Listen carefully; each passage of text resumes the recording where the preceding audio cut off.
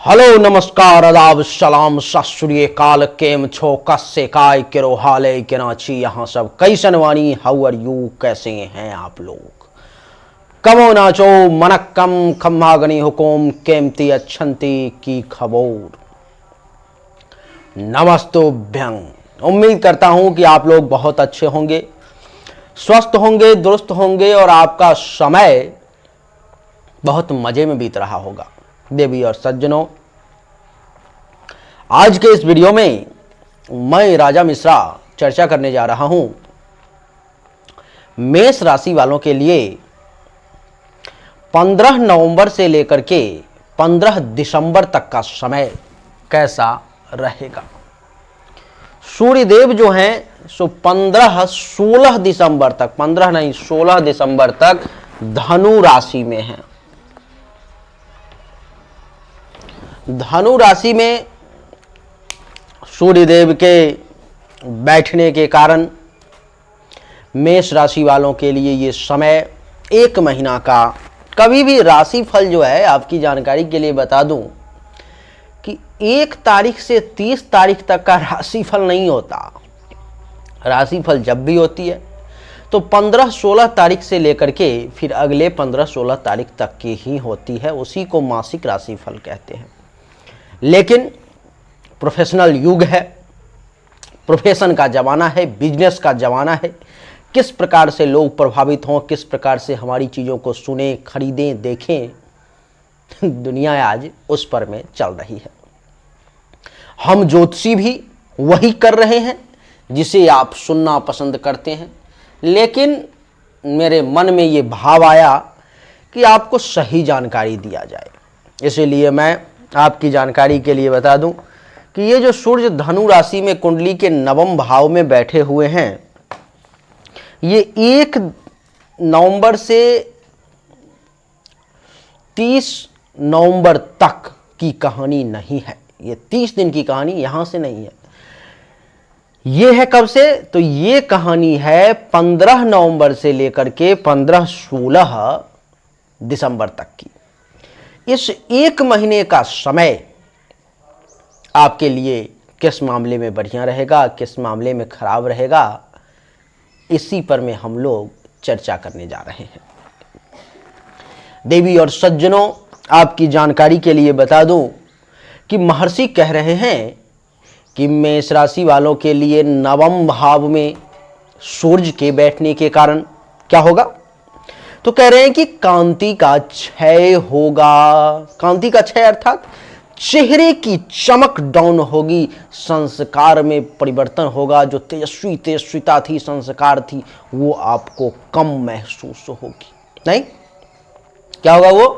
वो आपको कम महसूस होगी। वो वहां तक जैसा आपका चमकता दमकता चेहरा रहता था, प्रसन्न मिजाज रहता था, उसमें इस समय में आपको ऐसा लगेगा कि कुछ कमी आ गई है। नहीं, महर्षि कह रहे हैं कि इतना पर में ही संतोष नहीं करना होगा। इस समय में आपको थोड़ी सी और कुछ झेलना पड़ेगा। तो भाई और क्या झेलना पड़ेगा? तो महर्षि कह रहे हैं कि झूठा आरोप भी आप पर लगाया जा सकता है। क्या हुआ? झूठा आरोप अर्थात आपने जो किया ही नहीं। अब मैंने चोरी नहीं की, मैंने रामलाल का 500 का नोट नहीं चुराया, लेकिन मुझ पर में लग गया कि गुरुदेव ने 500 का नोट रामलाल का चुरा लिया, चोरी कर लिया। ऐसी स्थिति उत्पन्न हो सकती है आपके साथ, मेष राशि वाले। यानी कि झूठा आरोप आपने किसी का, मान लो कि कोई मेष राशि का व्यक्ति है जो कहीं पर में बैठा हुआ है, उसने उस प्रकार की चीजें नहीं की, लेकिन यहां पर में उसके ऊपर में आरोप लग गया कि नहीं भैया तुमने ऐसा किया है। बाद में भले ही वो झूठा साबित हो जाए, आप सच्चे साबित हो जाएं, लेकिन तात्कालिक स्थिति तो बन गई। तत्काल में तो ऐसी स्थिति सामने आ गई जिसमें कि लोगों ने ये समझ लिया कि आप ही आरोपी हैं। नहीं, इसलिए इससे बचने के लिए भी आपको सतर्क रहने की मेष राशि वाले आवश्यकता है। महर्षि कह रहे हैं कि इतना ही नहीं, तो भाई अब और क्या? तो महर्षि कह रहे हैं कि इस समय में बिना किसी कारण के, बिना किसी फायदे के आपका धन और पुण्य के हानि का भी योग बन रहा है। थोड़ी सी बगल में कहीं पर में कुछ मशीनें चल रही हैं जिसके कारण से आवाज आ रही होगी, तो उस आवाज को थोड़ा सा बर्दाश्त किया जाएगा, नहीं तो फिर वीडियो आज भी नहीं बन पाएगी और फिर आपका शिकायत आएगा, गुरुदेव आजकल आप वीडियो समय से नहीं दे रहे हो। तो देवी और सज्जनों, महर्षि का कहना है कि इस समय में मेष राशि वालों के लिए कुंडली के नवम भाव में सूर्य के बैठने के कारण आपके लिए ये सुखद समय नहीं है। कैसे नहीं है? तो कह रहे हैं कि इस समय में आपके पुण्य की भी हानि होगी। हो सकता है पुण्य का हानि कैसे हो? तो हो सकता है कोई ऐसा व्यक्ति हो जो सेवा का अभिलाषी है आपसे, आप उसकी सेवा ही ना करें, आपकी पुण्य की क्षति हो गई। हो सकता है कोई ऐसा व्यक्ति हो जो आपसे सहयोग का अभिलाषा लेकर के बैठा हुआ है, आपने उसकी मदद नहीं की जबकि आप उसकी मदद कर सकते थे। हो गया आपके पुण्य की, आपने किया कुछ नहीं, उसी में आपका पुण्य का हानि हो गया। हो सकता है कहीं पर में आप जा रहे हो, आपका पर्स गिर जाए, आपके पॉकेट से जो है सो धन का हानि हो जाए। हो सकता है बिजनेस व्यापार में कुछ घाटा हो जाए।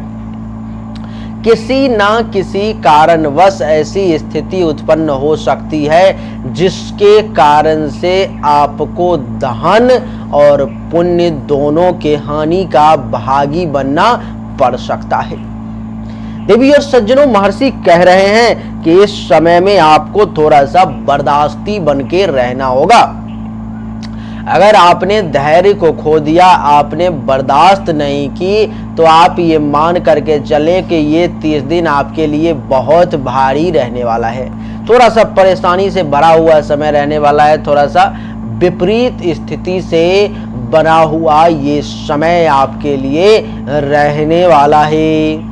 तो इस समय में केवल धन के हानि का योग नहीं है देवी और सज्जनों। इस समय में कहते हैं ना कि कुछ ऐसी स्थिति जीवन में कभी कभी उत्पन्न हो जाती है जिस समय में लोग किंग कर्तव्य विमूढ़ हो जाते हैं। ऐसी ही स्थिति कुछ सामने आने वाली है इस 30 दिनों में, जिसके लिए आपको सावधान और सतर्कता दोनों की आवश्यकता है। कहोगे क्यों? तो उसका कारण है। कारण यह है कि इस समय में आपका धन के साथ साथ धर्म के भी हानि का योग बन रहा है। इसलिए आपसे निवेदन है कि आप सतर्क रहें। महर्षि का कहना है कि नवम भाव में यहाँ पर में सूर्य के बैठने के कारण सिर्फ स्थिति इतनी ही विपरीत नहीं होगी, तो और क्या क्या होगी, क्या क्या देखना पड़ेगा आज इसी समय 1 महीने के अंदर में, बताइए। तो सुनिए, तो महर्षि कह रहे हैं कि इसी 1 महीने के अंदर में आपको क्या करना पड़ेगा? क्या होगा? आय में भी कुछ कमी के योग बनेंगे। ये सब जो मैं कह रहा हूं, ये सब अनुभव करने की चीज है। मैंने कुछ कह दिया, आपने कुछ सुन लिया, कुछ हो गया, वो वाली बात नहीं है। अगर मैंने कहा है कि 15 नवंबर से लेकर के 15-16 दिसंबर तक आय में कुछ कमी के योग नजर आ रहे हैं, तो वो आपको एनालिसिस करना पड़ेगा कि गुरुदेव ने जो बताया, मिश्रा फॉर यू के द्वारा जो जानकारी प्रदान की गई, क्या वो वाकई में सच साबित हुई है? हाँ, ये मैं बिल्कुल नहीं कहूंगा कि ये जो मेरे द्वारा राशि बताई जा रही है, राशि फल, वो 100% साबित सच ही होगी। ऐसा कदापि नहीं होगा। क्यों? क्योंकि सिर्फ सूर्य का फलादेश बता रहा हूं, सूर्य के अलावा भी तो 8 ग्रह हैं। एक चीज आप जान लें कि 100% सच जो है राशिफल, वो केवल और केवल जन्म कुंडली का फलादेश ही होता है। देवी और सज्जनों, महर्षि का कहना है कि इस समय में आपको ऐसे प्रयास करने चाहिए जिससे आपके मन को शांति मिले। क्या मिले? मन को शांति मिले, क्योंकि इस समय में अशांति प्राप्ति के योग बन रहे हैं। अशांति की स्थिति उत्पन्न हो सकती है। मन जो है सो थोड़ा सा द्रवित हो सकता है, मन अशांत रह सकता है, जिसके कारण आप और आपके परिवार वाले दोनों दुखी हो सकते हैं। कह रहे हैं कि मन ही अशांत नहीं रहेगा सिर्फ, तो भाई और कितना नुकसान करोगे, क्या क्या परेशानी होगी। तो आपकी जानकारी के लिए मैं बता दूं कि मन ही अशांत नहीं रहेगा, इस समय में रोग भी आपको परेशान करेगा। रोग भी जो है सो आपको परेशान करेगा। हेल्थ वाइज भी किसी प्रकार की इशू जो है सो आपको हो सकती है, इसलिए सावधानी बरतने की आपको आवश्यकता है। यानी कि रोग भी परेशान करेगा और हेल्थ वाइज इशू के साथ साथ अशांति का भी योग, यानी कि दोनों चीज़ें आपको परेशान कर सकती हैं। देवी और सज्जनों, आपकी जानकारी के लिए बता दूं कि बड़ों से, मित्रों से और भाइयों से भी विरोध की स्थिति जो है सो उत्पन्न हो सकती है।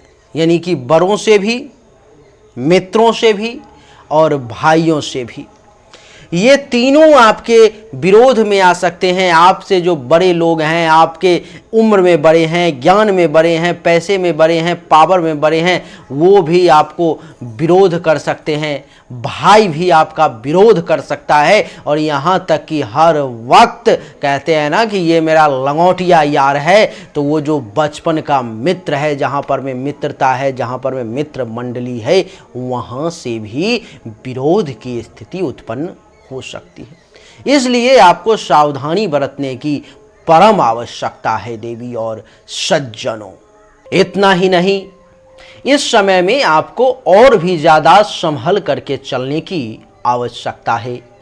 आप कहेंगे भाई ऐसा क्या होने वाला है कि अब इतनी परेशानी के बाद और संभलना पड़ेगा। तो हाँ, संभलना पड़ेगा। जैसे कि इस समय में आपको अपमान का भय है। ऐसे जगहों पर में जाने से आपको बहुत बचने की आवश्यकता है, जहां पर में आपको मान सम्मान में कमी के आसार नज़र आ रहे हैं, जहां पर में आपको ऐसा लगे कि अगर मैं इस जगह पर मैं जाता हूं अथवा जाती हूं तो यहां पर में मुझे शक है कि मेरा अपमान हो सकता है। ऐसे जगहों पर में आपको नहीं जाना चाहिए, क्योंकि ऐसे जगहों पर में अगर आप जाएंगे तो आपका शक, मैं बता दूं कि यकीन में बदल जाएगा। आपको मान अपमान का सामना जो है सो करना पड़ेगा। देवी और सज्जनों, इस समय में महर्षि तो और ज़्यादा बता रहे हैं कि समय विपरीत होगा। जैसे कि कह रहे हैं कि हर प्रयत्न में असफलता छिपी रहेगी, लेकिन असफलता ही सफलता की सीढ़ी होती है, ये आप जान लें।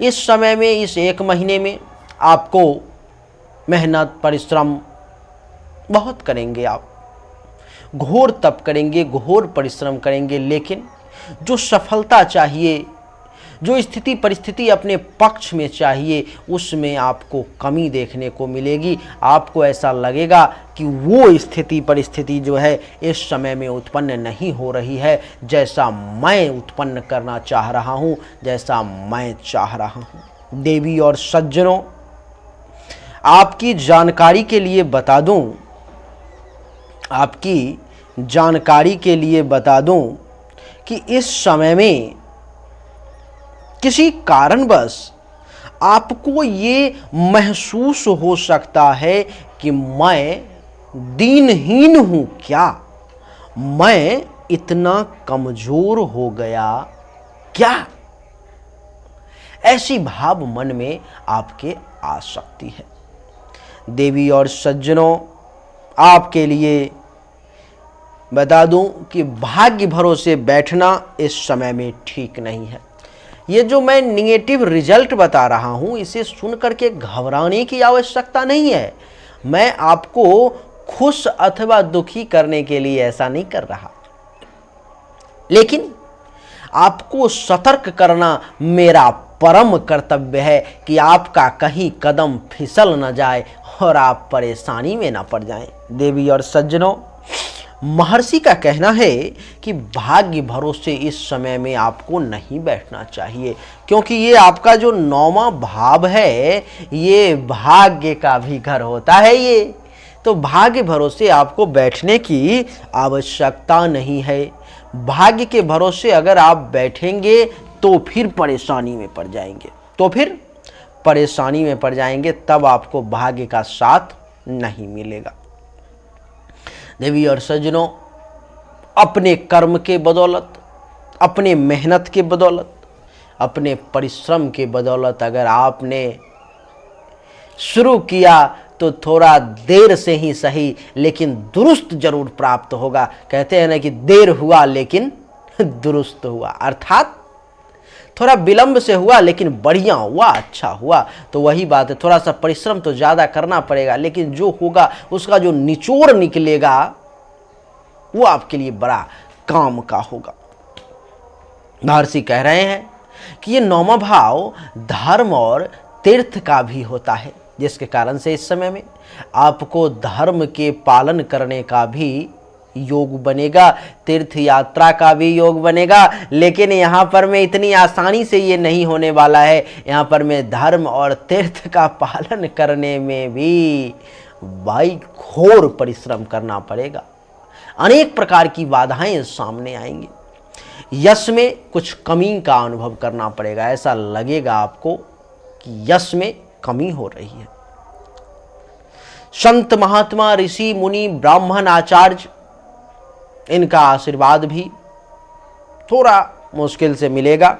ससुराल से ये बिल्कुल एकदम ध्यान रखें कि टेंशन तनाव ना हो। ऐसी लहजे का प्रयोग ना करें, ऐसी इस प्रकार का व्यवहार ना करें जिससे कि आपको परेशानी का सामना करना पड़े। किसकी सप्तम दृष्टि तीसरे भाव पर में, जिसके कारण से छोटे भाई बहन, जूनियर्स अथवा उनके समान व्यक्ति से भी लाभ मिलने में परेशानी का योग है। खुद के पराक्रम में आपको ऐसा लगेगा कि कुछ कमी आ गई है, लेकिन पराक्रमी बनना है, पराक्रम के साथ कार्य करना है। गुप्त शत्रु अगर परेशान करने की कोशिश करेगा तो आपको अपने बुद्धि के द्वारा, मेष राशि के हैं आपको अपने बुद्धि के द्वारा इस समय में गुप्त शत्रु पे प्रहार करना पड़ेगा। कहते हैं ना कि सांप भी मर जाए और लाठी भी ना टूटे, ऐसे बुद्धि का आपको प्रयोग करना पड़ेगा देवी और सज्जनों। तो आप वैसा ही करें, वैसे ही लगे रहें। इस प्रकार से समय है आपका, थोड़ा सा विपरीत जरूर है, लेकिन ऐसा भी नहीं है कि इसको झेला नहीं जा सकता। इससे ज़्यादा विपरीत परिस्थिति को मेष राशि वाले ने झेला है। मेष राशि वालों की कलेजी, कहते हैं ना कि कलेजा में अगर क्षमता है तो आओ मुझसे आके टकराओ। तो ये जो विपरीत परिस्थिति है ना, मेष राशि वालों के लिए बहुत ज़्यादा मायने नहीं रखती है, क्योंकि इनका कलेजा इतना मजबूत है, ये इतना हिम्मत वाले हैं कि ये सब इनका कुछ नहीं बिगाड़ पाएंगी। ये सब तो एक, कहते हैं ना कि हवा का काम है चलना, दिए का काम है जलना। वो अपना काम करती है, मैं अपना काम करता हूँ। यानी कि हवा का काम है चलना, हवा तो चल रही है, लेकिन दिया का काम भी जलना है। जो दिया हवा में बुझ गया वो उतना मजबूत नहीं हुआ। कुछ ऐसे दिया होते हैं जो हवाओं में, आंधी में टकरा करके भी जलने की क्षमता रखते हैं।